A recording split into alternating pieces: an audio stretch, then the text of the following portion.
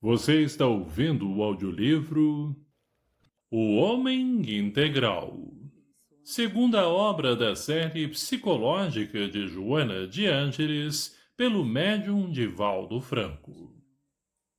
Parte 3. A busca da realidade. Autodescobrimento, consciência ética, religião e religiosidade. 3.1. Autodescobrimento. O esforço para a aquisição da experiência da própria identidade humanizada leva o indivíduo ao processo valioso do autodescobrimento.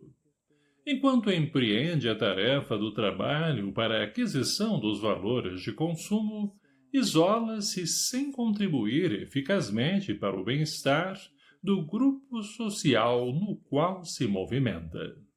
Os seus empreendimentos levam-no a uma negação da comunidade a benefício pessoal, esperando recuperar esta dívida quando os fatores da fortuna e da projeção lhe facultarem o desfrutar do prazer da aposentadoria regalada. As suas preocupações giram em torno do imediatismo, da ambição do triunfo sem resposta de paz interior. A sociedade, por sua vez, ignora-o, pressentindo nele um usurpador. De alguma forma, é levado ao competitivismo individualista, criando um clima desagradável. A sua ascensão será possível mediante a queda de outrem, mesmo que o não deseje. Torna-se, assim, um adversário natural. O seu produto vende na razão direta em que aumentam as necessidades dos outros e a sua prosperidade se erige como consequência da contribuição dos demais. Não cessam as suas atividades na luta pelo ganha-pão. Naturalmente, esse comportamento passa a exigir, depois de algum tempo, que o indivíduo se associe a outro, formando uma empresa maior ou um clube de recreação, ignorando-se interiormente e buscando, sem cessar, as aquisições de fora. A ansiedade, o medo, a solidão íntima tornam-se-lhe habituais, um de cada vez, ou simultaneamente, desgastando-o, amargurando-o. O homem, pela necessidade de afirmar-se no empreendimento a que se vincula, busca atingir o máximo, aspira por ser o número 1 e logra-o, às vezes. A marcha inexorável do tempo, porém, diminui-lhe as resistências, solapando-lhe a competitividade, sendo substituído pelos novos competidores que o deixam à margem.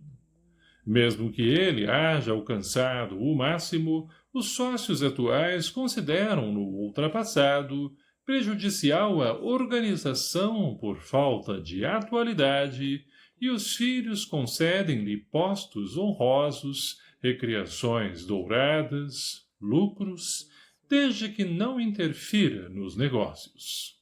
Ocorre-lhe a inevitável descoberta sobre a sua inutilidade, isto produzindo-lhe choque emocional, angústia ou agressividade sistemática em mecanismo de defesa do que supõe pertencer-lhe. O homem, realmente, não se conhece.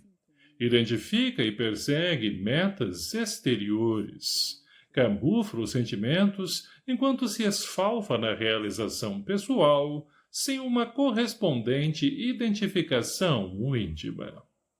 A experiência, em qualquer caso, é um meio propiciador para o autoconhecimento, em razão das descobertas que enseja aquele que tem a mente aberta aos valores morais internos. Ela demonstra a pouca significação de muitas conquistas materiais, econômicas e sociais, diante da inexorabilidade da morte, da injunção das enfermidades, especialmente as de natureza irreversível, dos golpes afetivos, por defrontar-se desestruturado, sem as resistências necessárias para suportar as vicissitudes que a todos surpreendem. O homem possui admiráveis recursos interiores não explorados que lhe dormem em potencial, aguardando o desenvolvimento. A sua conquista faculta-lhe o autodescobrimento, o encontro com a sua realidade legítima e, por efeito, com as suas aspirações reais, aquelas que se convertem em suporte de resistência para a vida, equipando-o com os bens inesgotáveis do espírito.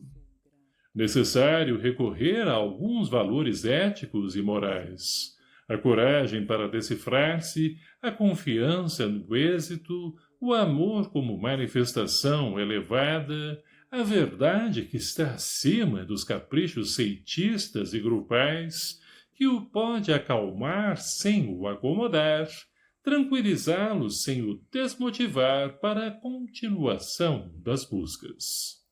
Conseguida a primeira meta, uma nova se lhe apresenta e, continuamente, por considerar-se o infinito da sabedoria e da vida.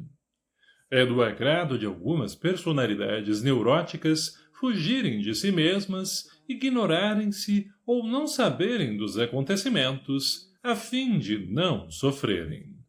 Ledo o engano. A fuga aturde, a ignorância amedronta, o desconhecido produz ansiedade, sendo, todos estes, estados de sofrimento. O parto produz a dor e recompensa com bem-estar, ensejando vida. O autodescobrimento é também um processo de parto, impondo a coragem para o acontecimento que libera. Examinar as possibilidades com decisão e enfrentá-las sem mecanismos desculpistas ou de escape constitui o passo inicial. Édipo, na tragédia de Sófocles, deseja conhecer a própria origem. Levado mais pela curiosidade do que pela coragem, ao ser informado que era filho do rei Laio, a quem matara, casando-se com Jocasta, sua mãe, desequilibra-se e arranca os olhos. Cegando-se, foge à sua realidade, ao autodescobrimento, e perde-se, incapaz de superar a dura verdade. A verdade é o encontro com o fato que deve ser digerido de modo a retificar o processo, quando danoso, ou prosseguir vitalizando-o para que se o amplie a benefício geral. Ignorando-se, o homem se mantém inseguro. Evitando aceitar a sua origem, tomba no fracasso, na desdita. Ademais, a origem do homem é de procedência divina. Remontar aos pródromos da sua razão, com serena decisão de descobrir-se, deve ser um fator de estímulo ao tentame. O reforço de coragem para levantar-se quando caia, o ânimo de prosseguir se surgem conspirações emocionais que o intimidam, fazem parte de seu programa de enriquecimento interior. O autoencontro enseja satisfações estimuladoras, saudáveis. Esse esforço deve ser acompanhado pela inevitável confiança no êxito, porquanto é ambição natural do ser pensante investir para ganhar, esforçar-se para colher resultados bons. Certamente não vem prematuramente o triunfo, nem se torna necessário. Há ocasião para semear, empreender, e momento outro para colher, ter resposta. O que se não deve temer é o atraso dos resultados, perder o estímulo porque os frutos não se apresentam ou ainda não trazem o agradável sabor esperado. Repetir o tentame com a lógica dos bons efeitos, conservar o entusiasmo, são meios eficazes para identificar as próprias possibilidades, sempre maiores quanto mais aplicadas. Ao lado do recurso da confiança no êxito, aprofunda-se o sentimento de amor, de interesse humano, de participação no grupo social, com resultado em forma de respeito por si mesmo, de afeição à própria pessoa como ser importante que é no conjunto geral. Discute-se muito na atualidade a questão das conquistas éticas e morais, intentando-se explicar que a falta de sentimento e de amor responde pelos desatinos que aturdem a sociedade. Tem razão aqueles que pensam desta forma. Todavia, parece-nos que a causa mais profunda do problema se encontra na dificuldade do discernimento em torno dos valores humanos. O questionamento a respeito do que é essencial e do que é secundário inverteu a ordem das aspirações, confundindo os sentimentos e transformando a busca das sensações em realização fundamental, relegando-se a plano inferior as expressões da emoção elevada, na qual o belo, o ético, o nobre se expressam em forma de amor, que não embrutece nem violenta. A experiência do amor é essencial ao autodescobrimento, pois que, somente através dele se rompem as couraças do ego, do primitivismo, predominante ainda em a natureza humana. O amor se expande como força cocriadora, estimulando todas as expressões e formas de vida. Possuidor de vitalidade, multiplica-a naquele que o desenvolve, quanto na pessoa a quem se dirige. Energia viva, pulsante, é o próprio hálito da vida a sustentá-la.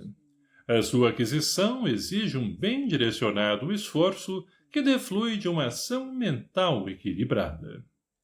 Na incessante busca da unidade, ora pela ciência que tenta chegar à causalidade universal, ou através do mergulho no insondável do ser, podemos afirmar que os equipamentos que proporcionaram a desintegração do átomo, complexos e sofisticados, foram conseguidos com o menor esforço, em nosso ponto de vista, do que a força interior necessária para a implosão do ego, em que busque a plenitude. A formidanda energia detectada no átomo, propiciadora do progresso, serviu, no começo, para a guerra e ainda constitui ameaça destruidora, porque aqueles que a penetraram não realizaram uma equivalente aquisição no sentimento, no amor, que os levaria a pensar mais na humanidade do que em si e nos seus.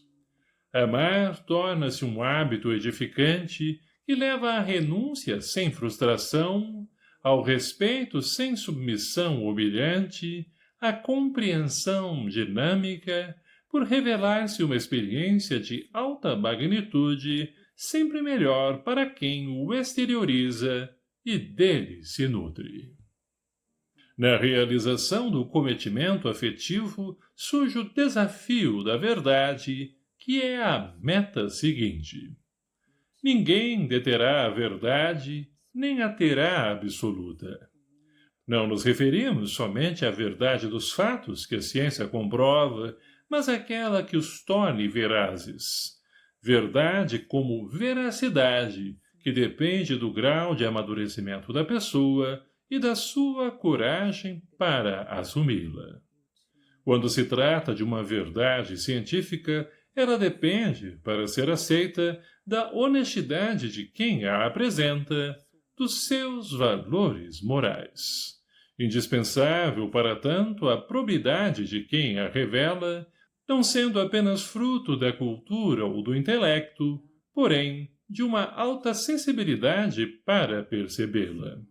Defrontamo-la em pessoas humildes culturalmente, mas probas, escasseando em indivíduos letrados, porém hábeis, na arte de sofismar. A verdade faculta ao homem o valor de recomeçar inúmeras vezes a experiência equivocada até acertá-la. Erra-se tanto por ignorância como pela rebeldia. Na ignorância, mesmo assim, há sempre uma intuição do que é verdadeiro em face da presença íntima de Deus no homem. A rebeldia gera a má-fé, o que levou Nietzsche a afirmar com certo azedume: errar é covardia. Em face da opção cômoda de quem elege o agradável do momento, sem o esforço da coragem para lutar pelo que é certo e verdadeiro. A aquisição da verdade amadurece o homem que elege e habitua-se a sua força libertadora, pois que somente há liberdade real se esta decorre daquela que o torna humilde e forte, aberto a novas conquistas e a níveis superiores de entendimento. 3.2 Consciência ética. O homem é o único animal ético que existe. Não obstante, um exame da sociedade nas suas variadas épocas, devido à agressividade bélica, à indiferença pela vida, à barbárie de que dá mostras em inúmeras ocasiões, nos demonstra o contrário. Somente ele pode apresentar uma consciência criativa, pensar em termos de abstrações como a beleza, a bondade, a esperança e cultivar ideais de enobrecimento. Essa consciência ética nele existe em potencial, aguardando que seja desenvolvida mediante e após o autodescobrimento, a aquisição de valores que lhe proporcionem o senso de liberdade para eleger as experiências que lhe cabem vivenciar. Atavicamente receoso, experimenta conflitos que o atormentam, dificultando-lhe discernir entre o certo e o errado, o bem e o mal, o bom e o pernicioso. Ainda iluminado pelo egocentrismo da infância, de que não se libertou, pensa que o mundo existe para que ele o desfrute e as pessoas a fim de que o sirvam, disputando e tomando à força o que supõe pertencer-lhe por direito ancestral. Diversos caminhos, porém, deverá ele percorrer para que a autoconsciência lhe descortine as aquisições éticas indispensáveis. A afirmação de si mesmo, a introspecção, o amadurecimento psicológico e a autovalorização, entre outros. O negar-se a si mesmo do Evangelho, que faculta a personalidades patológicas o mergulho no abandono do corpo e da vida, em reação cruel, destituído de objetivo libertador, aqui aparece como mecanismo de fuga da realidade, medo de enfrentar a sociedade e de lutar para conseguir o seu lugar ao sol, como membro atuante e útil da humanidade que necessita crescer graças à sua ajuda. Este conceito cristão mantém as suas raízes na necessidade de negar-se ao ego prepotente e dominador, a vassalagem do próximo em favor das suas paixões, a fim de seguir o Cristo, aqui significando a verdade que liberta. O desprezo a si mesmo, literalmente considerado, constitui reação de ódio e ressentimento pela vida e pela humanidade, mortificando o corpo ante a impossibilidade de flagiciar a sociedade. O homem que se afirma pela ação bem direcionada conquista resistência para perseverar na busca das metas que estabelece, amadurecendo a consciência ética de responsabilidade e dever, o que o credencia a logros mais audaciosos. Ele rompe as algemas da timidez, saindo do calabouço da preocupação às vezes patológica de parecer bem, de ser tido como pessoa realizada ou de viver fugindo do contato social. Ou, pelo contrário, canaliza a agressividade, a impetuosidade de que se vê possuído para superar os impulsos ansiosos, aprendendo a conviver com o equilíbrio e em grupo, no qual há respeito entre os seus membros, sem dominadores nem dominados. Consegue o senso de planejamento das suas ações, criando um ritmo de trabalho que o não exaure no excesso, nem o amolenta na ociosidade, participando do esforço geral para o seu e o progresso da comunidade. Adquire um conceito lógico de tempo e oportunidade para a realização dos seus empreendimentos, confiando com tranquilidade no resultado dos esforços despendidos. Mediante a autoconsciência, aplica de maneira salutar as experiências passadas, sem saudosismo, sem ressentimentos, planejando as novas com um bem delineado programa e resulta do processamento dos dados já vividos e adicionados às expectativas em pauta a viver.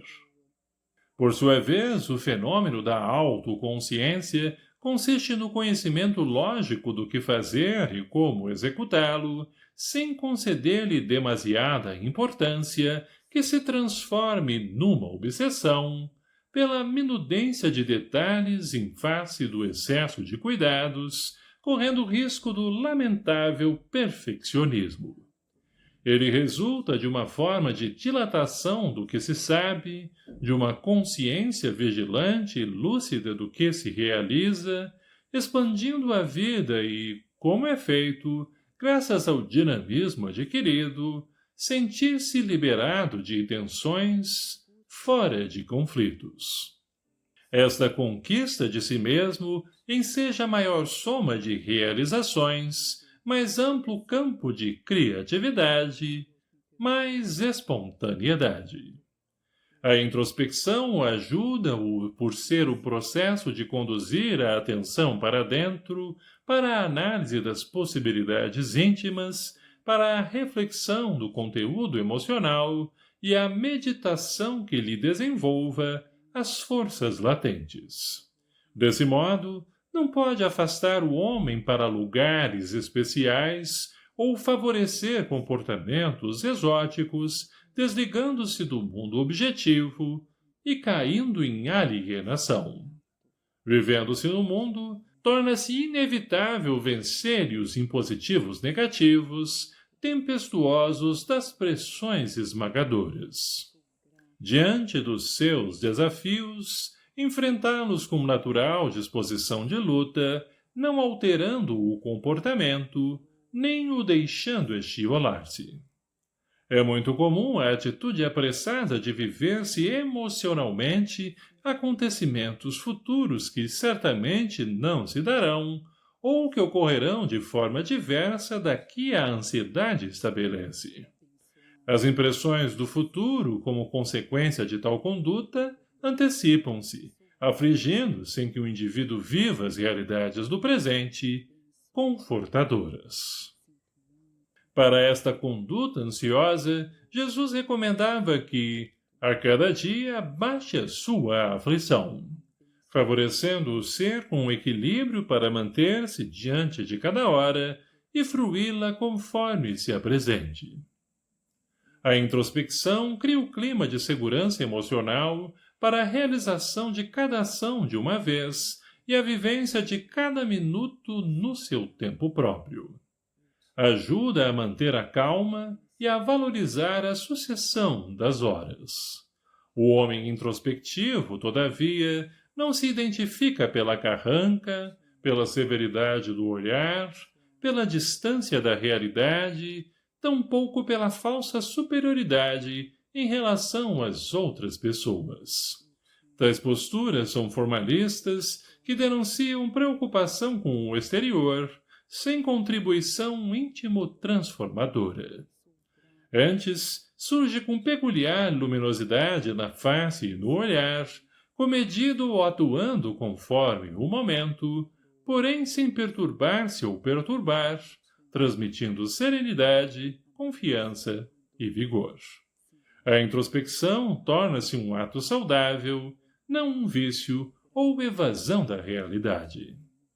À medida que o homem se penetra, mais amadurece psicologicamente, saindo da proteção fictícia em que se esconde. Dependência da mãe, da infância, do medo, da ansiedade, do ódio e do ressentimento, da solidão, para assumir a sua identidade, a sua humanidade. As ações humanistas são o passo que desvela a consciência ética no indivíduo que já não se contenta com a experiência do prazer pessoal, egoísta, dando-se conta das necessidades que lhe vigem em volta, aguardando a sua contribuição. Nesse sentido, a sua humanidade se dilata por perceber que a felicidade é um estado de bem-estar que se irradia, alcançando outros indivíduos, ao invés de recolher-se em detrimento do próximo. Qual uma luz, expande-se em todas as direções, sem perder a plenitude do centro de onde se agiganta. Amplia-se-lhe, desta forma, o senso da responsabilidade pela vida em todas as suas expressões, tornando-o um ser humano ético, que é agente do progresso, das edificações beneficentes e culturais. A perseguição da inveja não o perturba, tampouco a bajulação da indignidade o sensibiliza. Paira nele uma compreensão dos reais valores que o propele a avançar sem timidez, sem pressa, sem temor. A sua se transforma em uma existência útil para o meio social, tornando-se parte ativa da comunidade que passa a servir, sem autoritarismo nem prejuízo emocional para si mesmo ou para o grupo. A consciência ética é a conquista da iluminação, da lucidez intelecto-moral, do dever solidário e humano.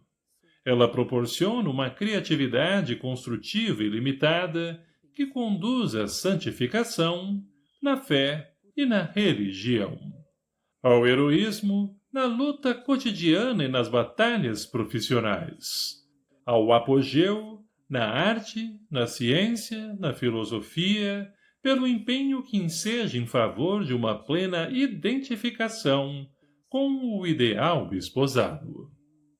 São Vicente de Paulo, Nietzsche, Allan Kardec, Freud, Schweitzer, Cézanne são exemplos diversos de homens que adquiriram um estado de consciência ética aplicado em favor da humanidade. Abençoado ouvinte do canal, obrigado por nos ouvir. Curta e compartilhe este vídeo para ajudar o nosso trabalho. Que Deus abençoe a todos. Obrigado.